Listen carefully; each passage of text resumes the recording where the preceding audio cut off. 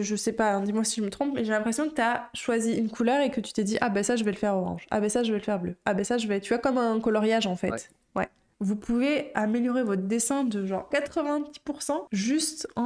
donc je vous explique un peu le principe. Donc on va corriger l'illustration du coup de Pharox que vous voyez là à l'écran. Là tout de suite maintenant. Pharox, est-ce que tu veux nous dire déjà un petit peu quelle était ton intention au niveau de ton illustration avant que je te dise quoi que ce soit? Mon idée de base, j'étais un peu dans un mood lofi, et donc du coup j'avais pensé effectivement à cette fille posée au balcon au clair de lune qui a envie d'oublier ses problèmes, donc elle met son casque, elle écoute la musique. Alors déjà, elle a l'air d'habiter en ville. Est-ce que tu saurais me dire quelle ville ou quel type de ville? Oh, je t'avoue que ça, j'y ai pas réfléchi. Hein. Si toi, tu peux pas y répondre, ben, un spectateur ne pourra pas y répondre et du coup, il va pas avoir de lien émotionnel avec ton illustration en fait. Si t'avais fait par exemple, je sais pas, Londres, et moi j'adore Londres ou j'ai habité à Londres pendant 10 ans, ben, tout de suite je vais avoir un lien avec ton illustration. Mais vu que là en fait on se retrouve avec une ville par exemple qui est très générique, ça devient anecdotique et puis bah, je le retiens pas et j'ai pas de lien émotionnel avec ton illustration, ce qui est un peu dommage en fait. T'avais quoi du coup en tête quand t'as choisi tes couleurs? J'avais vraiment le côté effectivement pour la ville et la nuit, vraiment un côté bleu pastel. Je voulais que ça se mette bien dans le fond, que ça soit pas trop flashy. Et sinon, oui, après le mur, forcément, vu que c'est un mur de briques, j'avais pensé effectivement aux murs américains, tu sais, qui sont orangés et rouges. Ok. Je pose ces questions-là parce que pour moi c'est important, vu que le dessin, l'art en général, c'est vachement subjectif. Moi, si je te dis ah bah tu devrais mettre plus de rouge, tu vois, bah peut-être tu vas me dire bah non parce qu'en fait moi mon intention c'était ça, tu vois, et du coup ton intention elle va pas être alignée avec le choix de mettre du rouge, tu vois. Moi, je vais être là pour essayer de te dire, ok, ton intention c'est ça, bah écoute, tu peux utiliser tel et tel outil pour appuyer ton intention. Quand du coup t'as pas une intention qui est claire, ben ton illustration, elle est difficilement compréhensible par une personne qui va la regarder. J'ai l'impression que quand t'as mis ta couleur, tu l'as pensée comme la couleur de l'objet. Elle porte un pantalon violet, elle porte un t-shirt gris, le mur est orange, tu vois. Ce qui est bien. Mais en fait, quand tu penses à la globalité de la scène avec la lumière dans son ensemble, bah ça c'est plus facile en fait. Mon objet il est blanc. Si je prends un autre objet qui est là qui est rouge, je l'approche de mon couvercle, on voit que le couvercle il change de couleur, il devient rouge. La lumière rebondit sur les objets et donc, un objet qui est à la base blanc, bah en fait n'est jamais vraiment blanc et il change tout le temps de couleur et que ça marche avec du blanc et ça marche avec d'autres couleurs. Dans la lumière, tu as ce qu'on appelle les Kelvin. Je vous conseille d'aller regarder ma vidéo sur la lumière sur YouTube. Ta lumière elle va osciller entre de la lumière blanche et de la lumière orange. Donc vous avez un spectre de lumière qui va du chaud jusqu'au très très blanc bleuté. Là c'est ce qu'on voit, je suis en train de changer la couleur, c'est plutôt bleuté ici. Alors que tout à l'heure c'était un peu plus orangé. C'est Shutter Island, du coup ça traite de questions de maladie. Donc on est dans quelque chose de très froid. Si à l'inverse tu veux montrer quelque chose de très cosy et accueillant, tu vas faire l'inverse, tu vas montrer quelque chose qui est plutôt chaud. L'idée principale que j'ai en fait quand je regarde ton illustration, tu as une femme qui est sur son balcon, donc qui logiquement est à la fenêtre de son appartement, et à l'extérieur c'est la lumière de la ville. Dans les appartements on a des lumières qui sont relativement chaudes en fait, on essaye tu vois de mettre des lumières un peu orangées plutôt que des lumières qui sont très très blanchâtres. De ce que j'en comprends c'est quelqu'un qui se sent relativement mélancolique. Et du coup ça serait intéressant de jouer avec ça, avec le contraste bleuté de l'extérieur et très chaud de l'intérieur de son appartement. Il y a une espèce de croyance qui nous fait croire que l'artiste ça sort de sa tête comme ça d'un coup et qui sait tout de suite dessiner les choses quoi. Alors qu'en fait non, en fait t'as énormément de travail sur la recherche quoi en fait. Moonlight Woman Balcony, tu vois, si je cherche Cozy Balcony, on voit en fait ici le contraste entre tout ce qui est orangé à l'intérieur et le bleuté tu vois de la nuit qui commence à arriver à l'extérieur. Je trouve que ça c'est une très bonne référence de compréhension en fait, ça veut dire que tu vas juste regarder cette image et essayer de comprendre ce qui se passe pour ensuite réutiliser les informations que tu as comprises dans ton illustration plutôt que d'aller te dire bon ben je vais copier, coller, ok il y a un canapé là, je dessine le canapé là, une bougie là, je vais mettre une bougie là, tu vois. Tu vas analyser en fait ce qu'il y a en face de toi pour mieux le comprendre. Si je cherche Moonlight Woman Balcony, tu peux t'inspirer évidemment de références peinture, illustrées, etc. Même si souvent c'est vrai que je dis que c'est toujours mieux de s'inspirer de photos.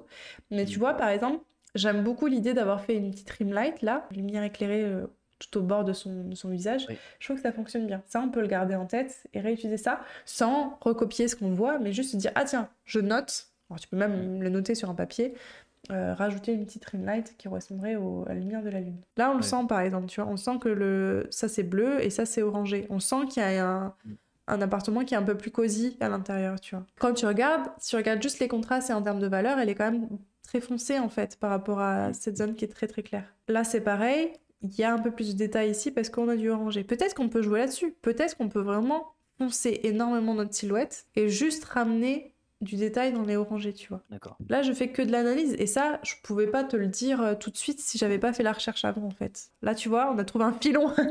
On a trouvé un filon de ref. Ok. Donc ça, je trouve que c'est une très bonne ref. On a quelque chose d'orangé, tout est très orangé. Ici, on a du bleu, on a un balcon qui fait très cosy aussi. Le choix des matériaux aussi. Tu peux ramener énormément comment dire, d'influences différentes, de feelings, d'émotions différentes en fonction du choix des matériaux. Ça aussi, c'est un très bon exemple, je trouve. En termes de couleurs, tu vois, pour moi, ça, c'est presque parfait, en fait, tu vois. Donc, par exemple, moi, ce que j'aime bien faire d'abord, c'est commencer avec un gris moyen. Donc, gris moyen, ça va être entre le blanc et le noir, ici, tu vois. Donc, vraiment au milieu. Et ensuite, je peux me dire, est-ce que je veux quelque chose de plus foncé ou est-ce que j'ai envie de quelque chose de plus clair? Et donc, je vais essayer de reprendre un peu ce qu'on avait en tête tout à l'heure, c'est-à-dire de placer quelque chose de plutôt bleuté à l'arrière et quelque chose de plutôt orangé à l'avant. J'essaie de reprendre l'idée que tu avais en tête, hein, mais c'est juste que je vais penser plus la globalité de ton image, plus que juste la couleur propre de chacun des objets. Comme tu vois, je fais ça à l'arrache, mais même si on n'avait pas été en live et j'avais fait l'illustration moi-même, je l'aurais fait comme ça à l'arrache. Hein. En fait, ce que je veux faire, c'est ce qu'on appelle une pochade ou une thumbnail, une miniature, c'est d'avoir en tête à peu près à quoi ça va ressembler dans la globalité, sans aller dans le détail. En fait, ce que je fais, c'est que je regarde surtout ce qui se passe ici, en fait, à droite. De mémoire, la lune, elle les mettait pas de manière très orangée, tu vois. Enfin, tu peux, ça existe, hein, des lunes qui sont orangées, mais dans les rêves qu'on avait tout à l'heure, c'était quand même plutôt bleuté, et ça appuie ce qu'on voudrait, donc avoir une ambiance qui est relativement bleutée à l'arrière et orangée à l'avant.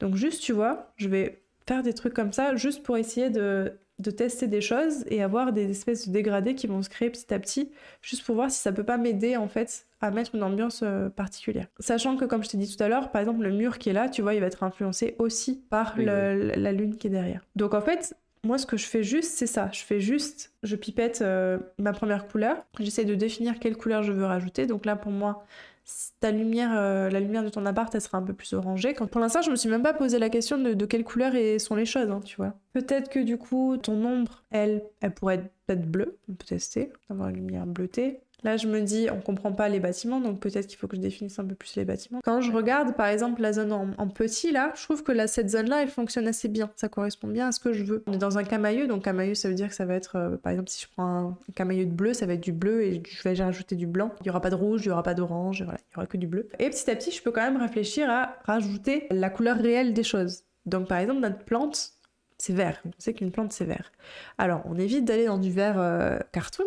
Peut-être comme ça, le vrai vert d'une Monstera, la plante que t'as, c'est peut-être ça. Si j'essaye de mettre cette couleur-là, je peux essayer, tu vois. J'appuie pas à 100%, comme ça, moi, ça me fait un mélange entre la lumière que j'avais, enfin, l'orangé que j'avais déjà posé et le reste. Et vu que j'ai enclenché ce truc de feutre-là, ça me permet du coup de rajouter des valeurs intermédiaires. Son pull, c'est du gris. Je peux pipetter cette couleur-là et la désaturer, parce que gris, c'est de la désaturation, donc aller vers la gauche, tu vois, mon nuancier. Et là, je peux tester de mettre ça en gris pour voir ce que ça donne. Est-ce que ça s'inscrit à peu près ou pas dans l'univers ou est-ce que ça dénote un peu?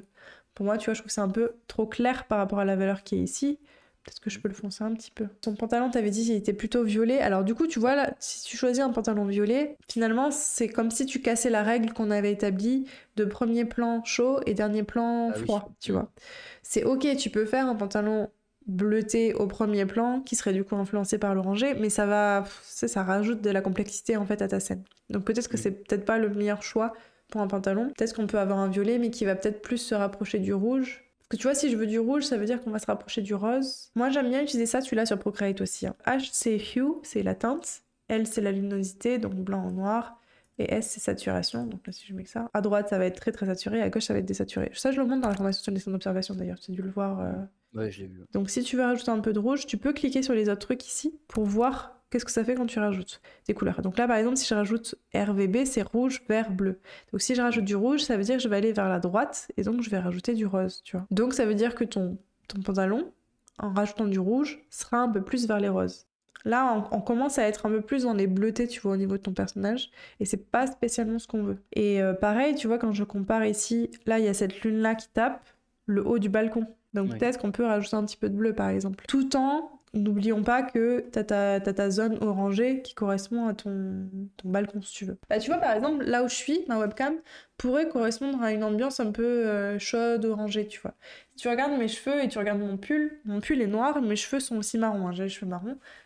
C'est la même chose. Alors on voit un peu, tu vois, si on rapproche de la lumière, on voit que c'est orangé, enfin ça rajoute du orangé. Mais c'est quand même très très proche en termes de couleur. Ouais. Vu qu'elle est quand même relativement dans la pénombre, ses cheveux vont être peu touchés par la lumière et donc très foncés. Quand je regarde un peu la zone que j'ai à droite et que je fais pas confiance au processus, je me dis c'est horrible ce que je suis en train de faire. Mais c'est normal, au début t'es obligé de passer par cette étape-là. Vraiment, faut que tu imagines que tu barbouilles de la couleur comme ça jusqu'à trouver quelque chose qui fonctionne. Si tu regardes juste à droite, il y a peut-être des choses qui te plaisent, tu vois. Moi, si je regarde avec mes propres goûts, ce que j'aime bien, c'est le contraste de cette lune qui est très bleutée avec cette zone, par exemple ici, qui est très orangée, saturée, tu vois. Je trouve que en voyant cette couleur-là ici, j'ai l'impression qu'on sent un peu la lumière qui vient de l'intérieur de l'appartement. Et ce qui, moi, me plaît, est peut-être pas ce qui, toi, te plaît, tu vois. C'est pour ça, là, je te montre un peu comment moi, j'aurais fait. Encore une fois, ça veut pas dire que c'est la solution et que tu dois tout préférer comme moi. J'essaie juste de te donner des pistes pour que ça t'aide, en fait. En fait, le problème, c'est qu'on a une lumière devant qui correspond à la lumière de l'appartement et une lumière derrière qui correspond à la lumière de la lune. Donc, il y a deux lumières qui se tapent l'une l'autre, si tu veux. Et ça, c'est plus complexe, évidemment, à gérer parce que si t'avais qu'une seule source de lumière, ça serait plus facile, tu vois. Là, je pose juste des petits... Oui. ton idée d'avoir tes lumières, juste pour voir ce que ça pourrait donner. Et on pourrait rajouter un petit peu d'orangé. Alors là, tu vois, je me suis raconté une histoire dans ma tête. Je me suis dit, elle est toute seule à son balcon avec une lumière orangée qui vient de son balcon. La propre histoire que moi, je me suis créée dans ma tête quand j'ai vu ton illustration, c'est la solitude. C'est mon interprétation, ça veut pas dire que c'est exactement ce que tu as voulu dire, mais moi c'est comme ça que je le vois. Ce que je trouvais beau d'une certaine manière, c'est que elle se sent seule, parce qu'elle est dans une grande ville où il y a plein de gens, et cette solitude est représentée par le cocon qu'elle s'est créé avec les tons orangés, et ce orangé, en fait, on le retrouve à l'arrière. Elle se sent seule, mais en fait, il y a d'autres gens aussi qui peut-être se sentent seuls dans les bâtiments qui sont en face. Et du coup, tu vois, en utilisant le code couleur de l'orange, on rajoute du sens que peut-être personne n'aura compris. Déjà, on a posé quelque chose, on sait un peu ce qu'on a en tête. Quand tu zoomes, tu vois, c'est vraiment horrible. Hein. Mais quand tu dézoomes, on commence à avoir une ambiance qui fonctionne, tu vois. Quand je compare avec la tienne, qui est dézoomée, tu vois la différence? Ouais. Là, je vois un truc orange, je vois un truc bleu, et là, je vois un peu une espèce de vert. On revient toujours au fait que j'ai pas assez poussé mes rêves, du coup. Mais c'est cool, ça veut dire qu'en fait, ton problème principal, c'est juste que t'as pas utilisé assez de refs.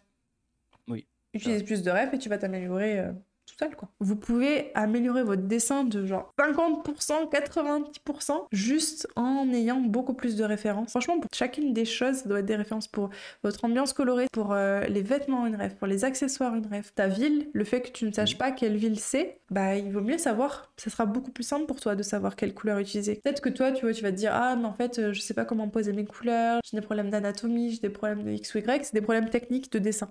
Le truc, c'est que plus tu auras des refs, plus tu sauras exactement ce que tu veux représenter dans ton illustration, moins tu auras besoin en fait d'avoir un bagage technique important. Si t'as pas d'idée, ça va être difficile de décider, j'ai pas d'idée, tu vois ce que je veux dire? Ouais. Il faut que tu aies une idée. Et si tu l'as pas, c'est pas grave, tu fais des recherches jusqu'à trouver quelque chose qui te plaît. Mais au moins, tu auras fait un choix et ce sera pas quelque chose de générique en fait. Sachez qu'il y a une formule, je propose une formule qui permet ça. En fait, vous proposez un de vos dessins par semaine et moi je le corrige mais sous forme de vidéo. C'est pas du live, donc vous pouvez pas, on peut pas parler comme on est en train de parler avec Farox justement là maintenant, mais vous pouvez poster un de vos dessins, que ce soit d'imagination, d'observation ou autre, et moi je vous le corrige sous forme de vidéo. Les vidéos durent à peu près entre 5 et 10 minutes en fonction de ce que j'ai à dire. Et vous pouvez quand même poser vos questions mais à l'écrit lorsque vous soumettez votre dessin. Donc ça c'est possible aussi.